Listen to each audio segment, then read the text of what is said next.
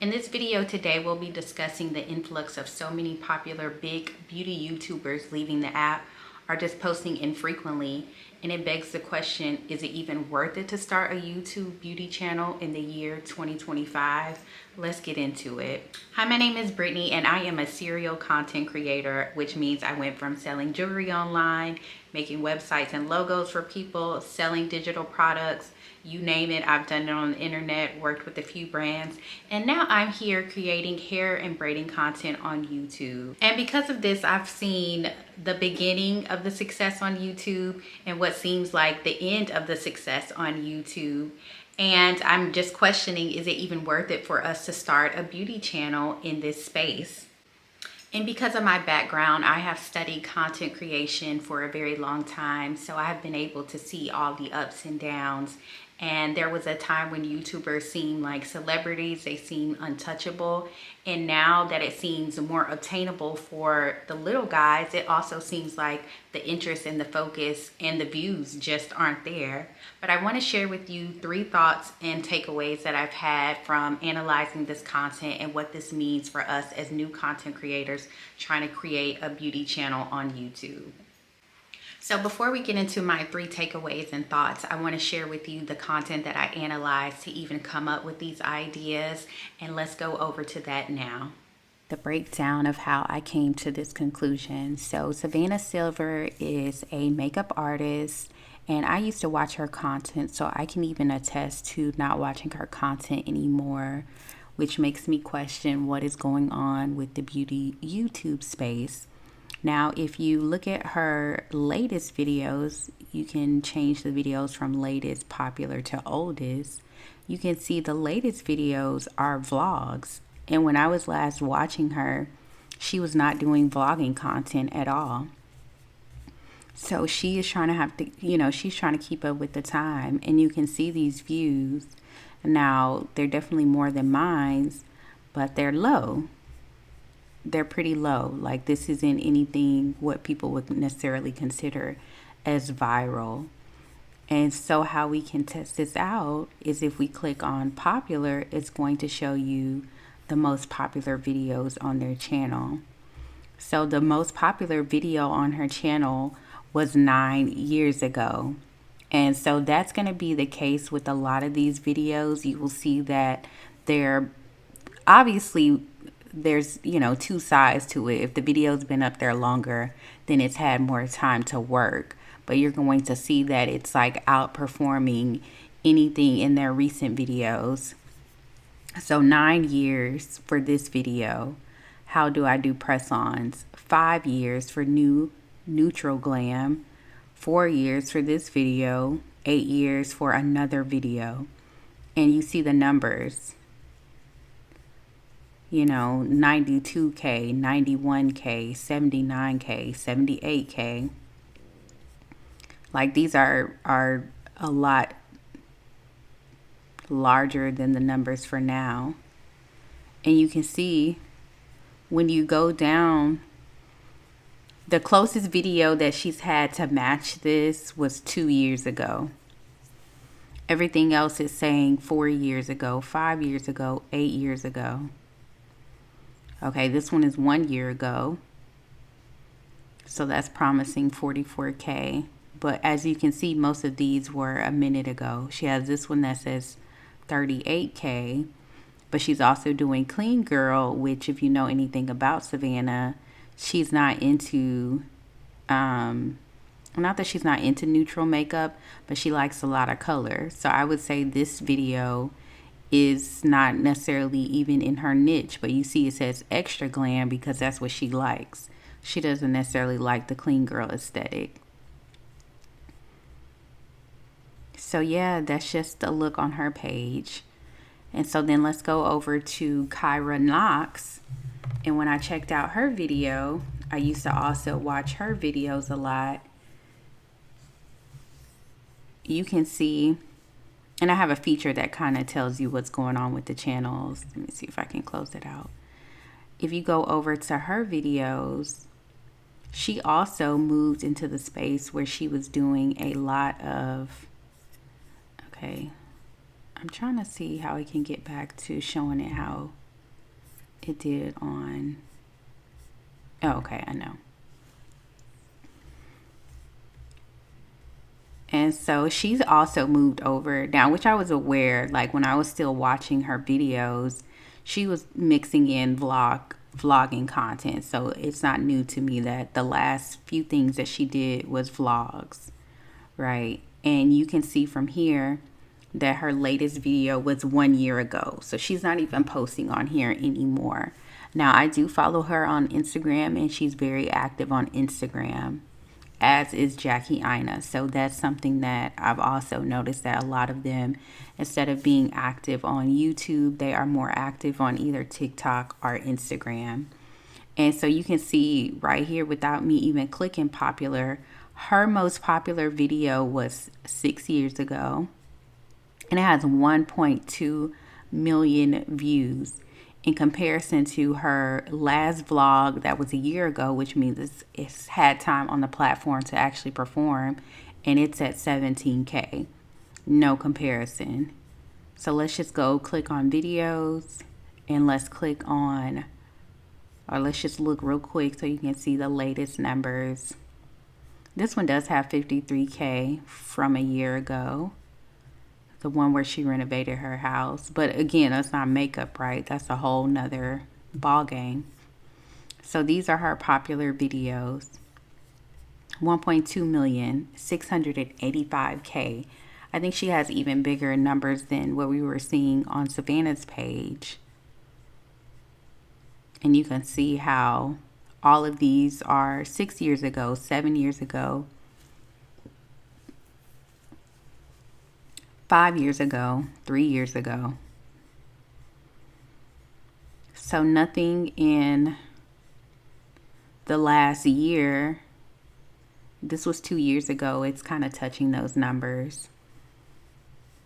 But it wasn't makeup content. It wasn't beauty content. It was more lifestyle content. So it's just so interesting. And now let's go to Jackie's page. I haven't been to her page yet, but I know that she just doesn't post as much as she used to, if she even still posts. So let's see. Her last video looks like it was a year ago. Oh, okay. Her last video was 6 months ago, and it had a decent amount of views. And then there's some videos from about 9 months ago. And now she has a pretty good views, even though she hasn't been posting that often. But she's like at the top where people just, you know, are drawn to wanting to see her videos. But then if we go back, we can see that she even made a video about why she left YouTube. And so it'd be interesting. I can see that I already watched it, but I don't exactly remember her reasoning behind why she left YouTube. But she made an actual video about it 2 years ago. And I think what I remember is that she was just saying that she didn't know how to necessarily transition on YouTube to some of the other things that she wanted to talk about. But she's really popular now on Instagram and on TikTok. So if we click popular, we can also see that her most popular videos were a long time ago. This video has 5.4 million, and that was 6 years ago, 9 years ago. There's nothing within the last year or two that are touching her videos from 5 and 6 years ago. Yep, as you can see, in the millions of views, and now she's getting like hundreds of thousands of views, which is still a lot, way more than what I'm getting. But it's just really interesting, and it leaves a lot to be desired. So I just wanted to show that portion of it so you could understand where I'm coming from when I question what is going on with the beauty industry on YouTube, and is it even worth it to become a beauty YouTuber in this day and age. So point number one, what I want to start with is, after seeing those numbers, what I want you to know about YouTube is that even though all these content creators are moving over to Instagram and TikTok, the reason that a lot of them are able to have the success that they have now is because they built an audience on YouTube. No other platform offers the familiarity that YouTube does to its audience. There's no app where people get to sit with you for 10 or 15 minutes and video after video and really get a sense of your personality. I'm not saying that the other apps don't offer a glimpse into your personality, but on TikTok and Instagram, you have to really catch people's attention in such a short span of time. It's really hard to put as much personality in there. It's hard to go into depth and tell stories. It's very hard to tell stories on that app. You have to tell them in a different way that may lend more to the story than it lends to people being able to sense your personality and go for the like, trust, and buy factor. And then of all the apps, YouTube does pay the most, hands down, even though I know some creators recently have been complaining and saying that their money is a little bit different and a little bit funny on YouTube. But YouTube has been the most consistent with paying out their creators and having a lot of different events for their creators. And I feel like they support the creators the best of all the different apps. So I do still feel like it's worth it to put yourself on YouTube. And the second reason I think it's worth it to invest your time in YouTube is because of the skill set that you gain.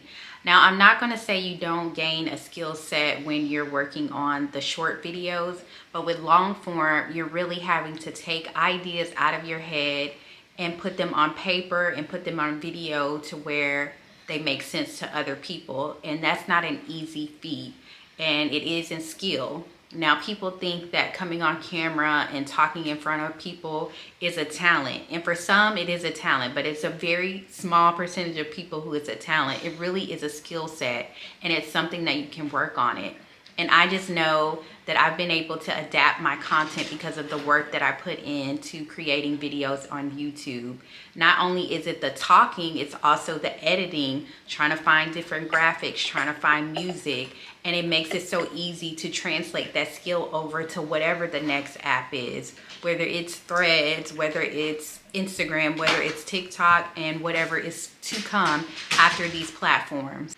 So while the apps may change and where we're supposed to put content, the actual skill set of being on video is not going to change. And if you can master YouTube, even if your views aren't what they used to be, but you're able to gain an audience and a community, that audience and that community will follow you to those other apps. And even if they don't, you still have picked up the skill set of how to gain an audience, how to talk to people, how to be relatable on camera.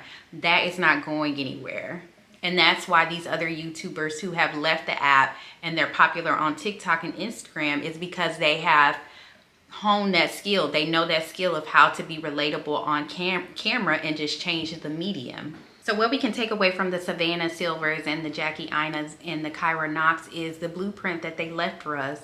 We have their content to figure out how they were able to gain this audience. We have the blueprint that they moved from this app over to another app and still had success. So that means it's possible. So that's what we can take away from their content. So nothing is lost. That's what I learned about my content creation and anything that I've done in the past. Like I told you, I've been a serial content creator, but none of those skills have been lost. They weren't lost anywhere. Yes, I may not be making jewelry, but the creativity, the putting your products online, all of that I'm able to take into this new hair business that I have.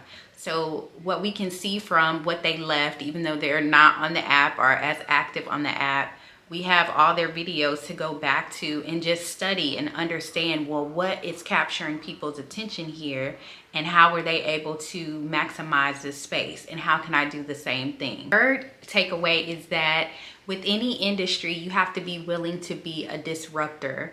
And it doesn't mean that you're creating something new, but what is your flair that you're going to put on your content that you do that's going to help you stand out? In this market right now, there's just so many different people out here. There's so much noise. So what about your content is going to make you stand out?